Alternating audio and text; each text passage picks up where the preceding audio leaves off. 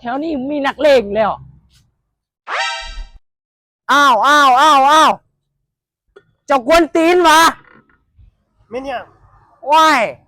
เจ้ามากวนตีนวะคนตีนเจ้าตอนใดเอ้ากวนตีนวะกวนตีนวะหอมดีๆนะเจ้ากวนตีนนะบู๊วะแถวนี้คอยคุ้มน่ะอ้าวอยากเจอวะเคยเจอระบอเด็กพงศลีอุ้ยอันพงซาลีน่ะมึงว่าก็แห้งขาตายมาวันนึงก็เอ็ดเก่งที่นี่ล่ะมึงว่าก็ตายเองนึงกันขามึงว่าน่ะอย่าไปเอ็ดเก่งเนอะเท่าน่ะ พิษบอลได้วะเอาก็ฟิตตัวนี่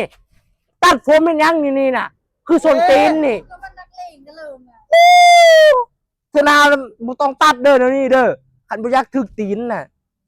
อ้าวแล้วไปกุนตีนมึงตอนใดวะมันกวนตีนนะเจ้าตัดผมเดี๋ยวนี้มันฟิตนะรักซิดน้ำหอมดีๆหรอวะอ๋อบัวแถวนี้ข่อยคุ้มน่ะ